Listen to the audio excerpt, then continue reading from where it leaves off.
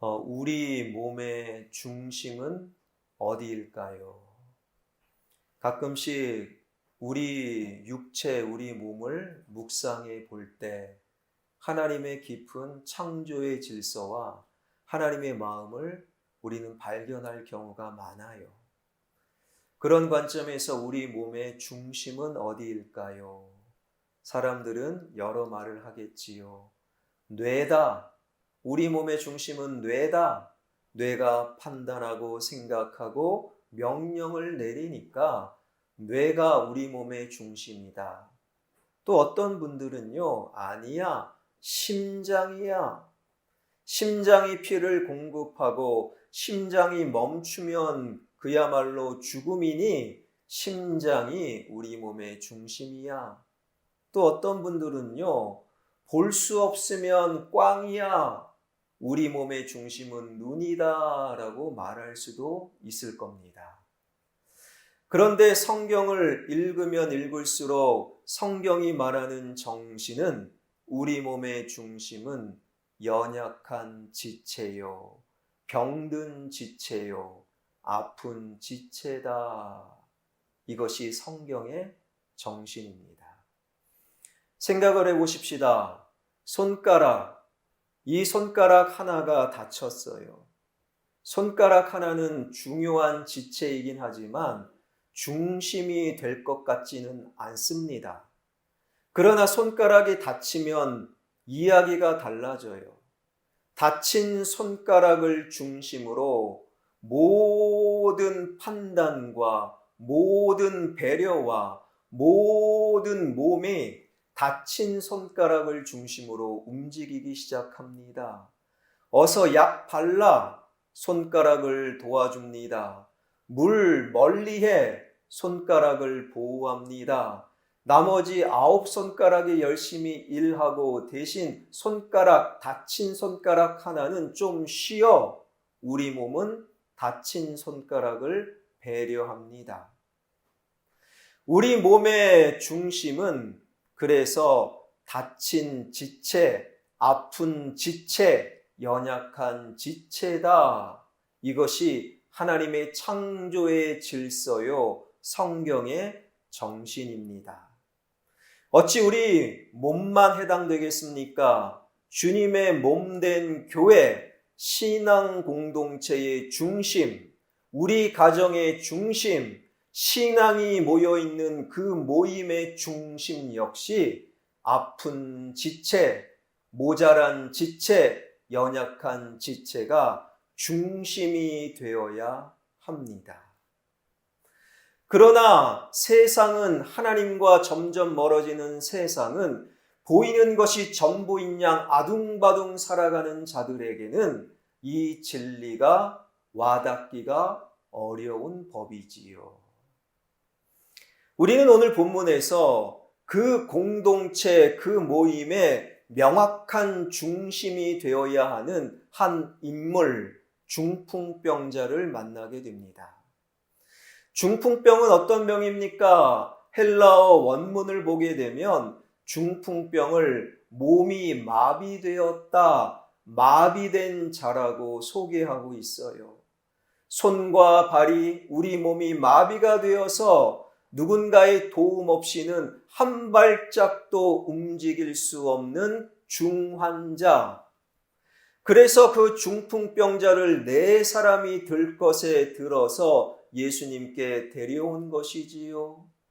그런데 성경에 보니 사람들이 많아서 어떻게 합니까? 지붕으로 올라가자. 지붕에 올라가서 지붕을 뜯고 설교하는 예수님께 그 중풍병, 그 침상체로 달아 내립니다. 바로 그들의 믿음을 판단하시고 우리 주님께서 중풍병자에게 말씀하시기를 중풍병아 떠나가라가 아니라 먼저 너의 죄사함을 받았다라는 말씀을 선포하시는 거예요. 그리고 그 현장에 이 과정을 모두 다 지켜보고 있었던 서기관들, 그 서기관들은 율법을 연구하고 그의 몸으로 율법을 살아내는 그야말로 율법을 상징하는 서기관들이 이 모습을 다 지켜보고 화가 납니다. 화를 내며 이것은 신성 모독이다라고 주장하게 되지요. 이런 일련의 사건 말씀 속에서 우리는 몇 가지 질문을 던져봅니다. 먼저는 왜 그들이 지붕에 올라갈 수밖에 없었는가? 왜 예수님은 질병의 권세야 떠나가라 먼저 선포하지 아니하시고 너의 죄가 사함을 받았다 말씀하셨는가? 왜 서기관들은 율법을 하나님의 말씀을 몸으로 살아내는 서기관들은 그리도 화가 났는가? 이러한 질문 속에서 다시금 말씀을 찬찬히 살펴봅니다. 먼저 4절입니다. 4절 말씀 중요한 4절 다 한번 읽겠습니다. 무리들 때문에 예수께 데려갈 수 없으므로 그 계신 곳에 지붕을 뜯어 구멍을 내고 중풍병자가 누운 상을 달아내리니. 4절에서 밑줄 그어야 될 부분은 바로 무리들 때문에 예수께 데려갈 수 없으므로 여기에 밑줄이 쫙 그어져 있으면서 묵상을 해야 되는 거죠. 무리들 때문에 예수께 그 중풍병자 중심이 되고 예수님이 정말 필요한 그 환자를 예수님께 데려갈 수 없었다. 여러분, 성경에는 기록되어 있지 않지만 거룩한 상상력을 동원하면 아마도 4명의 중풍병자를 들고 예수님께 나온 그들은 이런 소리, 이런 외침을 했을 것입니다. 길을 좀 비켜주세요. 길을 열어주세요. 길이 막혀 있습니다. 여기 우리 공동체의 중심 중풍병자가 예수님께 나아가야 됩니다. 길을 열어주세요. 열어주세요. 그런데 오히려 무리들은 그 길을 막고 섰다라는 거예요. 사실 오늘 본문에서 정상적인 신앙의 수준이라면 이런 그림이 그려져야 할 것입니다. 모세의 기적. 이런 그림 가끔씩 보지요. 그러니까 꽉 막혀 있는 도로, 그런데 비켜주세요, 비켜주세요, 빵빵 하면서 응급차, 구급차가 비켜주세요 소리를 냅니다. 그때 모세를 통해 홍해가 갈라지듯 쫙 그 막힌 도로가 갈라지는 그러한 그림, 이러한 그림이 오늘 본문에 사실은 등장해야만 했지요. 그런데 비켜주세요. 우리 공동체의 중심, 예수님이 필요한 이 중풍병자가 예수님께 나아갈 수 있도록 길을 좀 열어주세요. 그들의 외침, 그들의 절규 속에서 오히려 무리들, 그들은 교회 밖 세상의 무리가 아닙니다. 교회 안에 예배드리고 지금 말씀을 듣는 우리와 똑같은 예배자들, 말씀을 듣는 자들, 그 무리들이 길을 막고 섰다라는 거예요. 그래서 부득불 막힌 길을 뒤로 한 채 지붕으로 올라갈 수밖에 없었던 것이지요. 왜 그 무리들이, 하나님 말씀을 듣고 있는 예배하는 그 무리들이 길을 막고 섰는가? 바로 그 무리들 속에 잘못된 레위기 율법이 자리 잡고 있었고, 레위기 율법을 그들 나름대로 해석하고 레위기 율법에 대한 착각이 그들 속에 있었기 때문이라는 거예요. 그 레위기 율법은 레위기 21장 18절에서 20절까지의 말씀입니다. 새 번역으로 보게 되면요, 몸에 흠이 있어서 하나님께 가까이 나아갈 수 없는 사람은 눈이 먼 사람이나 다리를 저는 사람이나 얼굴이 일그러진 사람이나 몸의 어느 부위가 제대로 생기지 않은 사람이나 팔다리가 상하였거나 손발을 다쳐 장애인이 된 사람이나 곱사등이나 난쟁이나 눈에 백태가 끼어 잘 보지 못하는 사람이나 가려움증이 있는 환자나 종기를 앓는 환자나 고환이 상한 사람들이다. 하나님께서 레위기 율법을 이렇게 제정하신 이유, 율법의 정신은 첫째, 이러한 부정과 더러움을 격리하고 차단하면서 공동체 속에 들어오는 죄악, 더러움을 경계하고 멀리하기 위함이 율법의 첫 번째 정신이요. 두 번째 정신은 그렇게 격리와 차단 속에 외롭고 쓸쓸함 속에 홀로 있을 수밖에 없는 병든 자, 마비된 자, 질병으로 연약한 자, 그런 외로움에 슬퍼하는 자들을 돕고 배려하고 보호하고 먼저 손을 내미는 것이 율법의 본질이요 정신이었다라는 거예요. 하나님께서 레위기 율법을 제정하신 것은 그 율법의 겉껍데기를 붙들고 다른 사람을 판단하고 다른 사람을 비난하기 위함이 결코 아니었다라는 것이지요.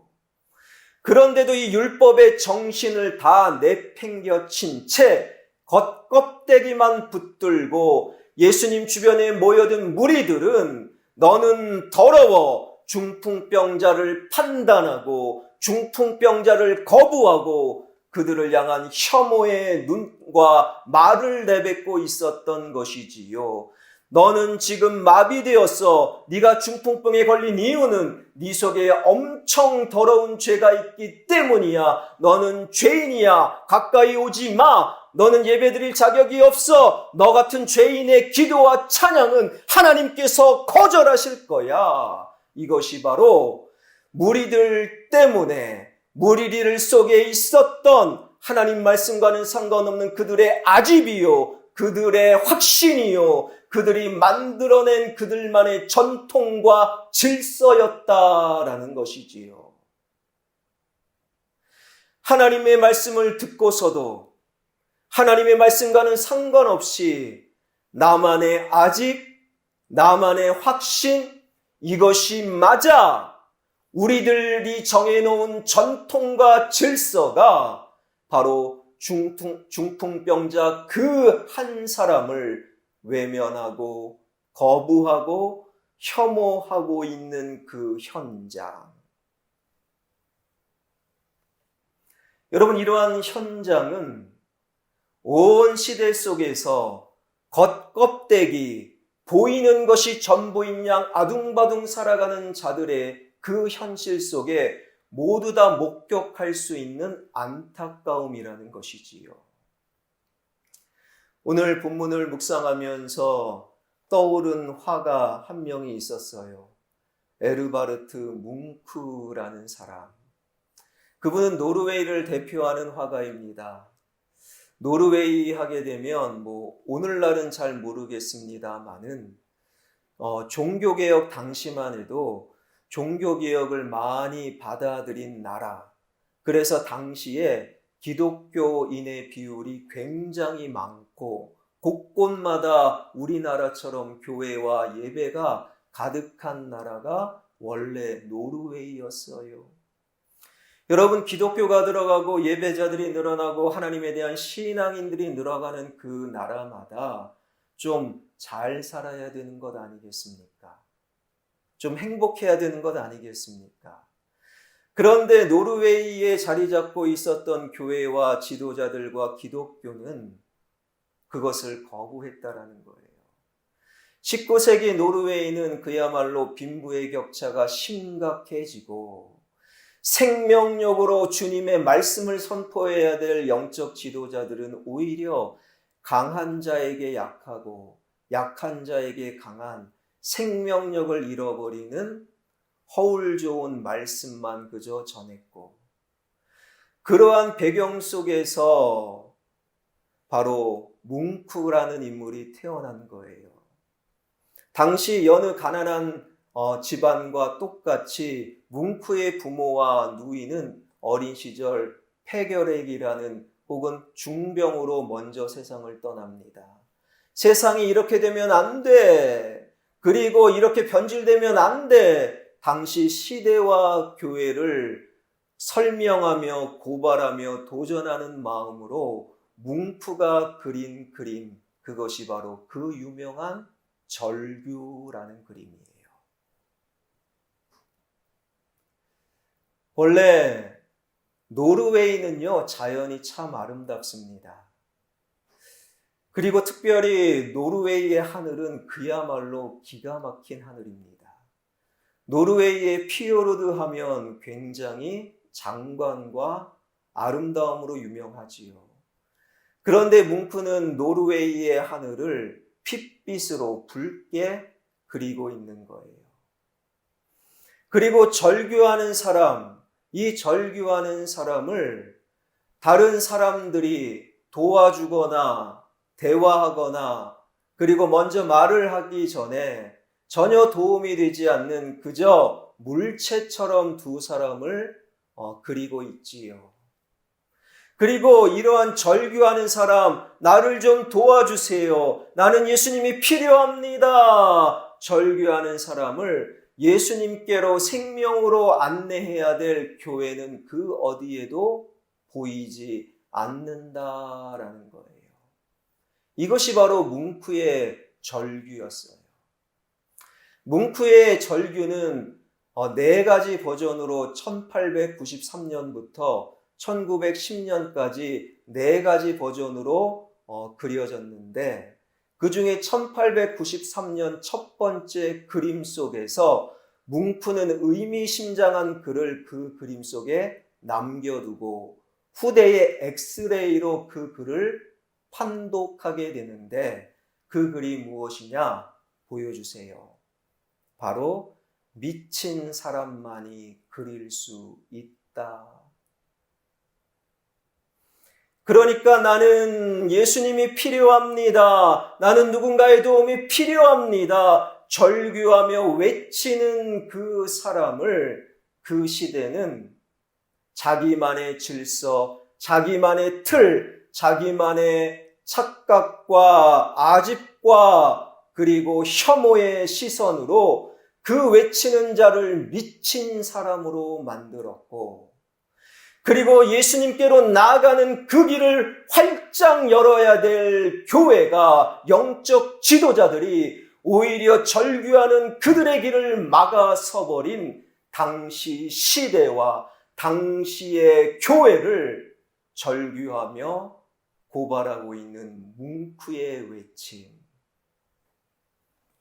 여러분, 이 그림이 이 시대에 지금 예배하는 우리 속에도 여전히 의미 있게 다가오고 있는 것 아니겠습니까?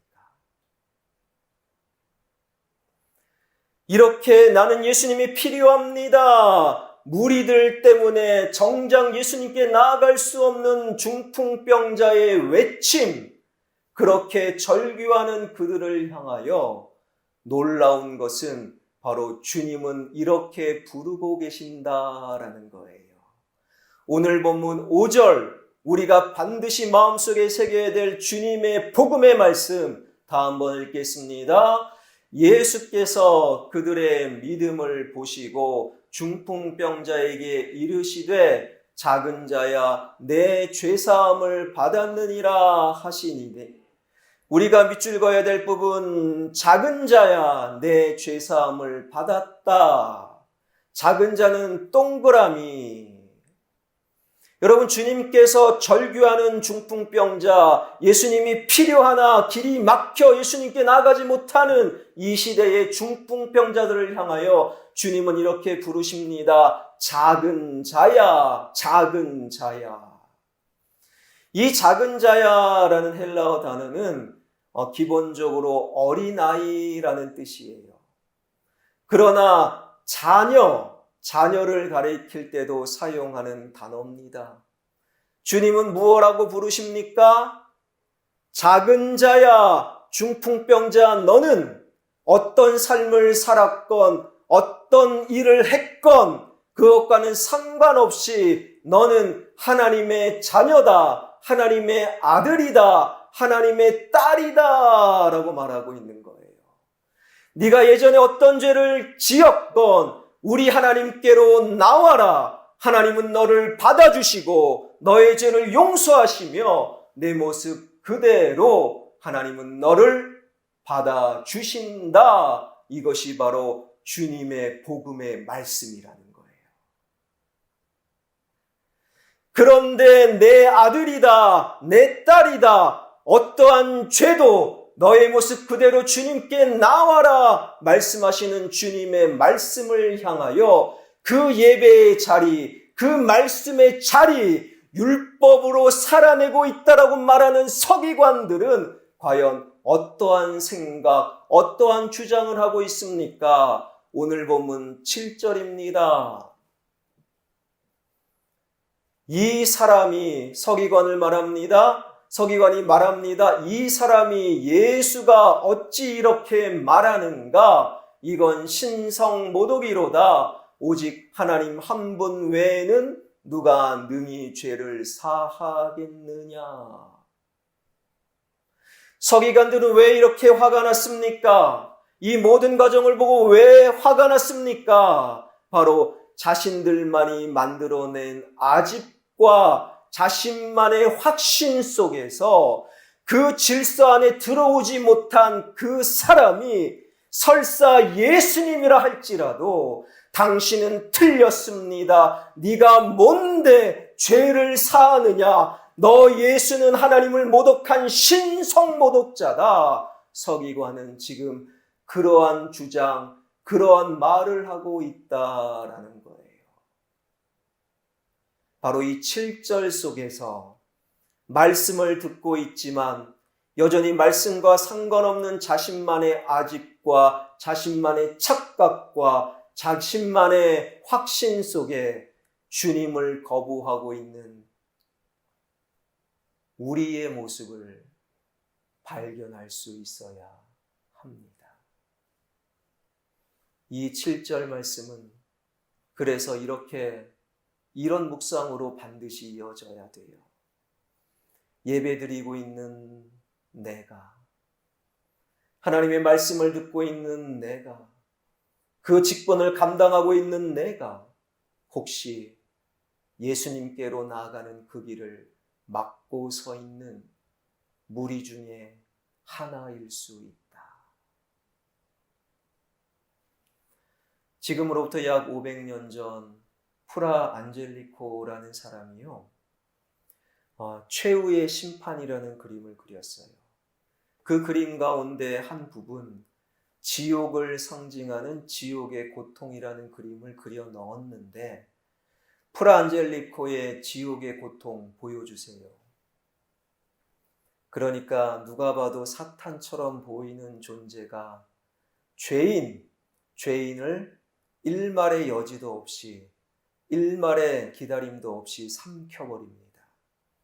그리고 그들을 일구의 생각도 없이 다 벌주고 심판하는 이 지옥. 여러분, 이것이 바로 500년 전 중세교회가 이해하고 있는 지옥의 모습이요, 가르쳤던 지옥의 고통입니다. 여러분, 실제 아마도 지옥은 이것보다 더 가혹하고 무서울 거예요.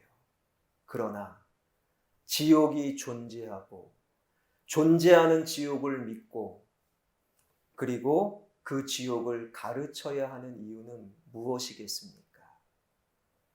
지옥에 갈 수 있는 그 사람을 단 한 사람이라도 건져내는, 생명으로 천국으로 건져내는 것, 그것이 바로 지옥의 존재가 있는 것이지요.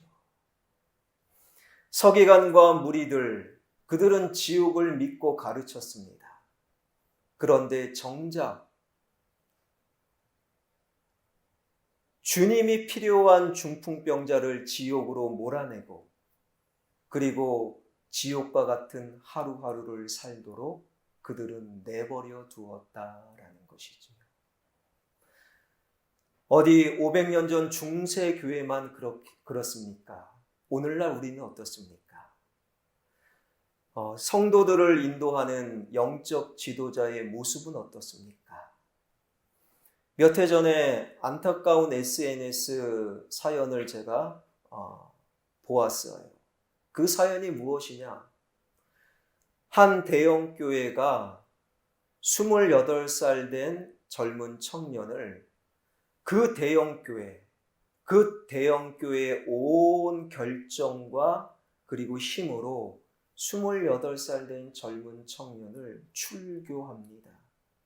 그 사연이 무엇이냐?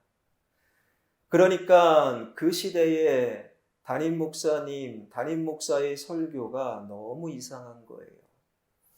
교회를 사랑하고 하나님을 더욱더 알아가기를 원하고 이 시대의 혼란함 속에 그리스도인이 어떻게 살아가야 되는가 늘 질문했던 한 청년이 이것은 참 심각하다 해서 그 교회, 본인이 출석하는 교회 담임 목사의 설교 일부분을 SNS에 올리고 약간 비판의 어조로 글을 남긴 겁니다.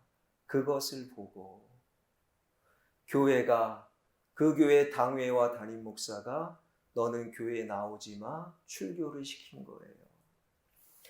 담임 목사는 하나님의 대리자고 이건 맞습니다. 하나님은 실수가 없고 이것도 맞아요. 그 다음이 틀렸어요. 그래서 담임 목사도 실수하지 않는다. 여러분, 담임 목사 엄청 실수합니다. 때로는 비판받아야 합니다. 그래야 담임 목사도 좋은 하나님의 종이 되는 것이지요.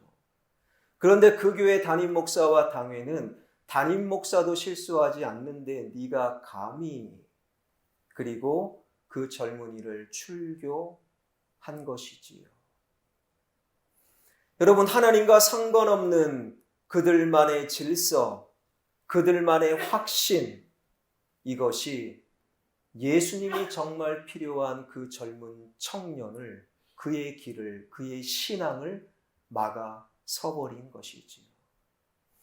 그런 영적 지도자들, 그 속에서 영적 지도를 받는 장로, 권사, 안수집사, 집사, 성도는 더 말할 것이 없지요.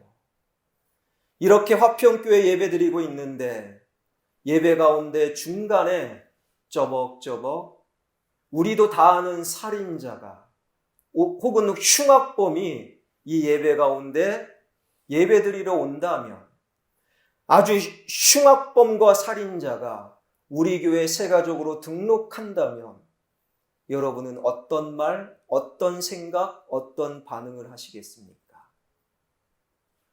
예수님의 반응은 이겁니다. 사랑하는 아들아, 사랑하는 딸아, 너의 지난날 살인, 너의 흉악범, 너의 모습 그대로 하나님께로 나와라. 하나님께서 너의 죄를 용서한다. 이것이 우리가 잊고 있는 복음의 말씀인 거예요.